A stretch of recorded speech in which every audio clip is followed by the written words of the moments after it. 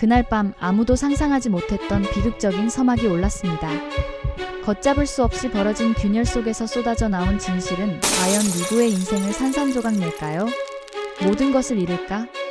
두려워했던 이들의 운명이 기적처럼 다시 이어질 수 있을지 숨막히는 이야기가 지금 막 시작됩니다. 며칠째 지은호의 마음은 폭풍우 속 작은 배처럼 거세게 흔들렸습니다. 단순한 감정의 동요가 아니었습니다. 그것은 마치 삶의 방향을 송두리째 바꿔야 한다는 절박한 경고음처럼 들려왔죠. 그녀의 마음을 가장 크게 흔든 것은 바로 이지혁이 몇 번이고 건넸던 동업 제안이었습니다. 처음에는 그저 단순한 비즈니스 제안이라 생각했지만 지은호의 내면은 그 속에 담긴 신뢰와 기대를 읽어내고 있었습니다. 그리고 박성재가 아무 말 없이 건네는 조용한 배려는 거창한 말 한마디보다 더 든든한 지지대처럼 느껴졌습니다. 하지만 지은호의 마음을 가장 아프게 찌른 것은 다름 아닌 엄마 정순이의 모습이었습니다. 밤늦은 골목길에서 아들 지강호를 몰래 지켜보며 홀로 울음을 삼키던 엄마의 떨리는 어깨를 목격했던 그날의 기억은 그녀의 가슴을 몇 번이고 후벼 팠습니다. 집안에서도 정순이와 지은호 모녀는 마치 유리벽으로 나뉜 것처럼 서로를 조심스럽게 대했습니다. 정순이는 자신이 다가가면 아들 지강호의 상처가 더 깊어질까봐 주저했고 지은호는 엄마가 더 멀어질까봐 먼저 손을 내밀지 못했습니다. 같은 공간에 있지만 그들은 서로를 향한 걱정으로 인해 오히려 더 깊은 꼴을 만들고 있었습니다. 그제야 지은호는 깨달았습니다. 더 이상 도망치지 않겠다고 정면으로 부딪혀 이 모든 문제를 해결하겠다고 다짐했습니다. 다음 날 새벽 차가운 공기를 가르며 지은호는 자신이 일하는 카페이자 이지혁의 사무실 문을 조심스럽게 열었습니다. 계산대 위에는 어제 정리하다 만 견적서가 흩어져 있었고 구석의 스탠드만이 희미한 불빛을 내고 있었죠. 인기척에 고개를 들었던 이지혁은 지은호를 보자 놀라움과 반가움이 스쳐 지나갔지만 곧 차분한 목소리로 그녀를 맞이했습니다. 은호야, 이 시간에 웬일이야? 그의 물음에 지은호는 단호하게 숨을 고르고 대답했습니다. 선배, 동업 이야기 다시 하려고 왔어요. 하지만 조건이 있어요. 3가지 조건, 그리고 공증까지 받아야 해요. 그 말에 이지혁의 동공이 미세하게 흔들렸습니다. 오랫동안 기다려온 대답이 드디어 왔다는 안도감과 이번에는 절대 실수해서는 안 된다는 극도의 긴장감이 동시에 밀려왔습니다. 그는 물컵을 건네며 떨리는 손을 감추려 애썼습니다. 조건이라 들어보자. 지은호의 첫 번째 조건은 권한의 철저한 분리였습니다. 선배는 영업과 자재 납기, 리스크 관리를 맡으세요.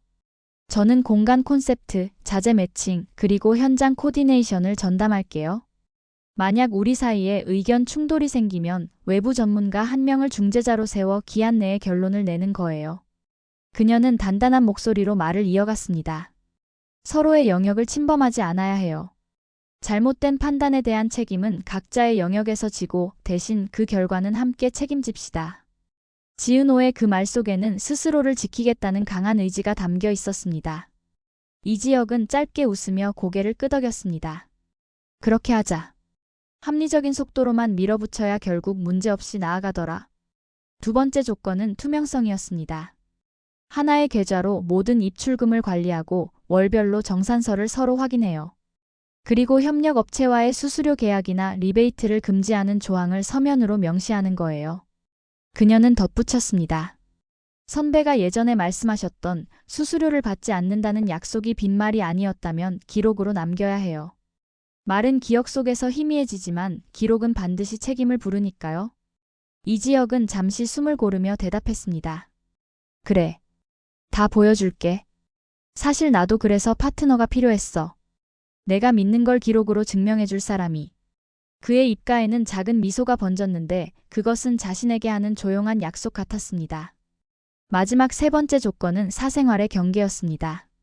업무와 사생활을 철저히 분리하고 근무 시간에는 사적인 질문을 삼가요. 그리고 감정이 격해지는 순간에는 서로에게 충분한 시간을 주고 대화하기로 해요. 문자보다 직접 얼굴을 보고 대화하는 것을 우선하되 대면 후에는 반드시 기록을 남겨 오해의 여지를 없애는 절차를 만들었으면 좋겠어요. 지은호의 말에 이지혁은 멋쩍은 듯 웃었습니다. 내가 좀 지나쳤다는 얘기네. 지은호는 망설임 없이 단호하게 대답했습니다. 네, 선배. 그녀의 단호함은 상대방을 무안하게 만들려는 날카로움이 아니라 서로의 관계를 안전하게 지키고 싶다는 간절한 약속처럼 들렸습니다. 지은호의 입에서 공증이라는 말이 나오자 이지혁은 분위기를 부드럽게 만들려 농담을 건넸습니다. 이 정도면 우리 약혼하는 기분인데. 하지만 지은호는 고개를 저으며 단호하게 말했습니다.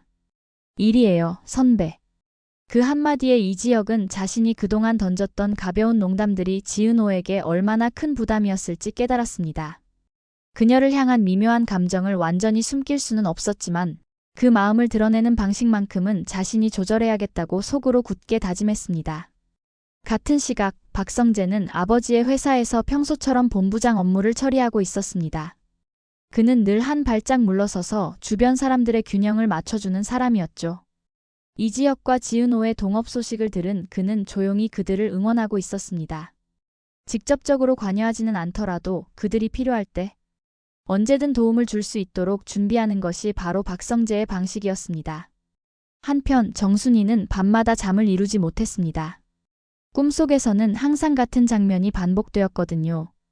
비에 젖은 어두운 골목길, 점점 멀어져가는 아들 지강호의 작은 뒷모습. 그녀는 혼자 중얼거렸습니다. 용기를 내는 것과 무책임하게 나서는 것, 그 차이를 어떻게 구분해야 하는 걸까? 며칠 전 식당 앞에서 지강호가 동료에게 심한 모욕을 당할 때 그녀는 나서야 했습니다. 하지만 발걸음이 떨어지지 않았습니다. 괜히 나섰다가 상황이 더 악화될까봐, 아들이 더 큰 창피를 당할까봐 망설이다가 결국 아무것도 하지 못했습니다. 그런 자신이 너무 초라해서 그녀는 밤마다 잠을 설쳤습니다. 정순이는 떨리는 손으로 편지를 썼습니다. 미안하다라는 글자를 쓰는 동안 눈물은 몇 번이고 종이 위에 번졌죠. 어떻게 시작해야 할지 한참을 고민하다가 결국 은호야로 시작했지만 수십 번이나 손을 멈추고 다시 시작해야 했습니다. 마음을 바꾸는 일이 세상에서 가장 느리고 어려운 과제라는 것을 정순이는 그제야 뼈저리게 느끼고 있었습니다. 같은 집안에서도 둘의 거리는 여전했습니다. 지은호가 새벽에 나가고 늦은 밤에 돌아오는 동안 정순이는 딸의 닫힌 방문 앞에서 몇 번이고 망설였습니다. 노크를 하고 싶었지만 용기가 나지 않았고 말을 걸고 싶었지만 무슨 말부터 꺼내야 할지 몰랐습니다. 같은 시간 박영란은 또 다른 종류의 싸움을 벌이고 있었습니다. 그녀를 끈질기게 따라붙는 스토킹의 그림자 때문에 하루하루가 불안했습니다. 엄마 고성이는 그 불안을 억누르기 위해 딸을 향한 통제를 더욱 강화했습니다. 지원씨, 영라 귀가 동선 확인 연락 루틴을 정리해주세요.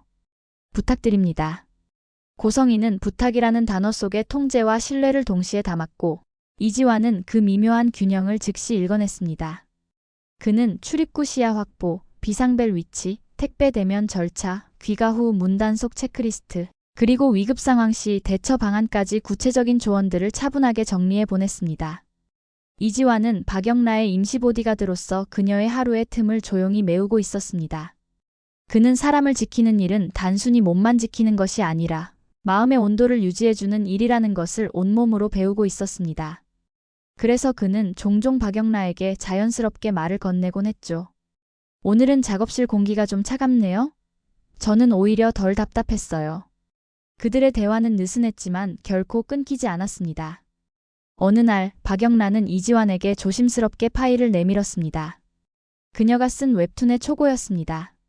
그의 손에 올려놓자마자 다시 걷어들이려는 듯 움찔하며 웃었습니다. 너무 창피해서요. 이지환은 잠시 초고를 읽어본 후 고개를 들었습니다. 이게 당신의 첫 번째 작품이 되는 건가요? 첫 번째라는 말의 무게가 박영라에게는 두려움과 설렘으로 동시에 번졌고 그녀는 예상외로 담담하게 대답했습니다. 한편 이수빈의 하루는 전혀 다른 방향으로 흘러가고 있었습니다. 결혼정보회사 서류를 위조해 높은 등급의 남성과 만나려 했던 무리수가 결국 들통났고 박성재 앞에 서자마자 그녀의 심장은 걷잡을 수 없이 무너졌습니다. 박성재의 목소리는 평소보다 한 톤 낮았습니다. 수빈아, 네가 스스로를 범죄자로 만들겠다는 거야? 그렇게 얻은 관계가 과연 오래갈 것 같아? 그의 꾸짖음은 모욕적이지 않았습니다. 그 꾸짖음 속에는 언제든 돌아올 기회를 남겨두는 사람의 따뜻함이 담겨 있었기 때문이죠. 이수빈은 떨리는 손으로 가방끈을 꽉 쥐었습니다. 저도 잘 살고 싶었어. 제가 가진 걸로는 아무도 저를 제대로 봐주지 않는 것 같아서 그래서 그랬어. 박성재는 고개를 저었습니다. 잘 살고 싶다는 마음은 죄가 아니야. 하지만 잘못된 길에서 얻는 건 오래 못 가. 나 믿고 지금부터라도 바로잡자. 그는 실제로 허위 작성 기록을 정정 요청하고 관련자들에게 연락해 사과하는 등 구체적인 해결 절차를 설명했습니다. 이수빈은 고개를 끄덕였지만 눈물이 쏟아졌습니다. 나는 늘 뒤에서 시작하는 기분이야. 박성재는 잠시 말을 멈추고 손수건을 건넸습니다. 뒤에서 시작해도 먼저 도착하는 경우가 있어. 남들이 안 보는 길로 가면 돼. 그 길 찾는 거 내가 도와줄게. 그의 말은 단순한 위로가 아니라 이수빈에게 가장 절실했던 구체적인 계획에 가까웠고 그녀는 그 계획을 따라가기로 마음먹었습니다. 이지혁과 지은호의 동업 공증은 빠른 속도로 진행되었습니다. 변호사는 각 조항을 소리내어 읽었고 두 사람은 한 문장 한 문장 그 의미를 꼼꼼하게 확인했습니다.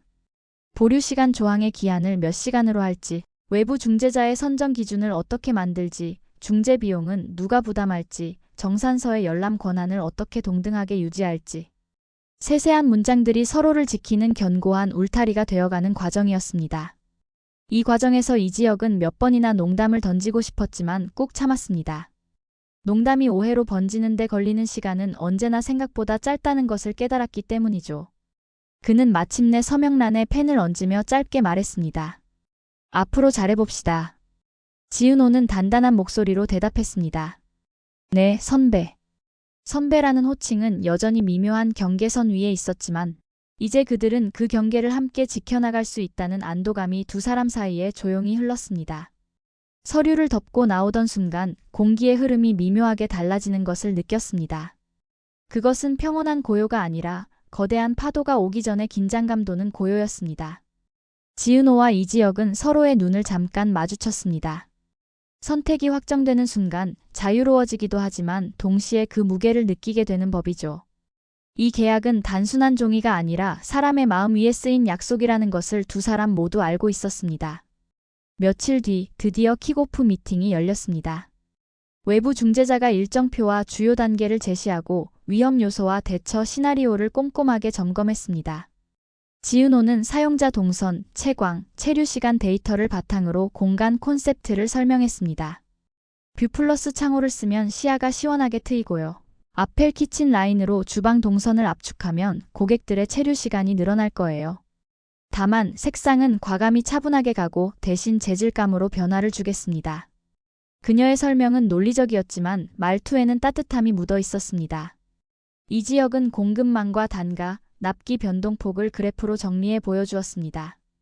한 업체로 몰아주면 단가는 내려가지만 변동 위험이 너무 커져요. 그래서 저희는 세 갈래로 분산 조달 구조로 갈 겁니다. 대신 품질 편차를 막기 위해 초도 주문 시 체크리스트를 동일하게 적용할게요. 두 사람의 설명은 방향만 달랐을 뿐 궁극적인 목표는 같았습니다. 겉보기에만 좋은 것이 아니라 오래 버티는 단단한 구조를 만들자는 목표 말입니다. 그때 예상치 못한 변수가 나타났습니다. 협력 업체 중 한 곳이 단가 조정을 이유로 조건 변경을 통보해 온 겁니다. 문제는 그 업체가 이미 수수료는 없다고 약속했던 곳이었다는 점이었습니다. 이지혁은 흥분하지 않고 공증된 계약서를 펼쳤습니다. 여기 4조 3항에 따르면 위약 시 페널티와 대체 공급선 가동 조건이 명시되어 있습니다. 오늘부터 카운트 들어갑니다. 그의 목소리는 낮았지만 단단하고 흔들림이 없었습니다. 전화를 끊고 나서야 그는 짧게 한숨을 내쉬었습니다. 스스로도 놀랄 만큼 감정을 잘 통제하고 있다는 사실이 오히려 낯설게 느껴졌습니다. 하지만 곧 다른 문제가 떠올랐습니다. 해당 업체가 과거 어떤 경로로 유리한 조건을 얻었는지에 대한 의문이 제기된 겁니다. 누구도 직접적으로 의심을 표현하지 않았지만 그 미세한 표정 변화에서 의심의 그림자가 피어났습니다. 이지혁과 지은호는 즉시 회의를 열어 대응책을 논의했습니다. 의심이 생기면 조사하고 문제가 있으면 해결하자. 우리가 정한 원칙대로. 지은호의 말에 이지혁은 고개를 끄덕였습니다. 두 사람은 투명성 원칙에 따라 모든 과정을 기록으로 남기기로 했습니다. 밤이 깊어갈수록 사람들의 생각은 각자 다른 방향으로 흘러갔습니다. 지은호는 서랍에서 공증본을 꺼내 조항의 단어들을 하나씩 손가락으로 짚어보았습니다. 기록, 보류, 중재, 동등. 이 네 단어가 마음의 기둥처럼 든든하게 세워졌습니다. 이지혁은 창밖을 보며 혼잣말했습니다. 나는 늘 빠르게 가야 직성이 풀렸는데 이번엔 어렵네. 그는 자신이 불안해하고 있다는 사실을 솔직하게 인정했습니다. 혼자 결정할 때는 실수해도 자신만 책임지면 됐지만 이제는 파트너가 있었습니다. 신중해져야 한다는 부담감이 그를 조심스럽게 만들고 있었죠. 박성재는 회사에서 늦은 업무를 마치고 의자에 앉아 메모장을 펼쳤습니다. 지금은 지켜볼 때. 그는 이 한 문장을 적고 펜을 덮었습니다. 지켜보는 것은 방관하는 것과 다르다는 것을 그는 알고 있었습니다. 지켜보는 사람은 필요할 때 언제든 손을 내밀 준비를 하고 있는 것이니까요. 정순이는 편지를 접었다 폈다를 반복했습니다. 은호 방문 앞에 놓을까? 아니면 직접 건네줄까? 그것도 아니면 아무 말 없이 쓰레기통에 넣어야 할까? 그녀는 거실에 오래도록 서 있었습니다. 그 순간 현관문이 열리며 늦은 퇴근을 하던 지은호와 마주쳤습니다. 둘은 서로를 보고도 한동안 아무 말도 하지 못했습니다. 먼저 입을 연 것은 정순이였습니다. 은호야, 그 뒤에 곧바로 미안하다는 말이 따라붙었습니다. 구구절절한 설명보다 더 빠르고 진심이 담긴 사과였습니다. 지은호는 숨을 고르고 조용히 대답했습니다. 난 괜찮아요. 강호가 빨리 집에 와야 할 텐데 걱정이네요. 그 짧은 대화만으로도 서로의 마음이 조금 풀리는 것 같았습니다. 박영란은 작업실에서 밤을 새웠습니다.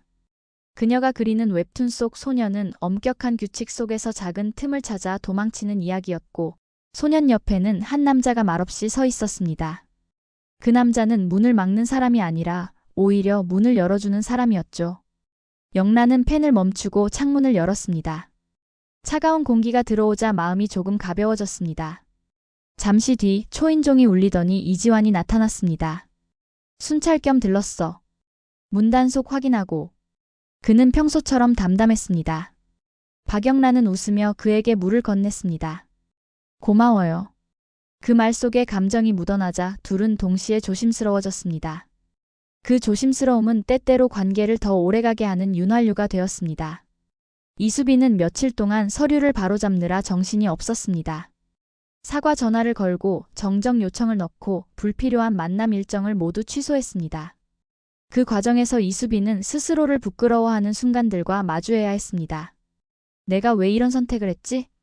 빈 종이 위에 그 질문을 적었지만 답이 금방 나오지 않았습니다.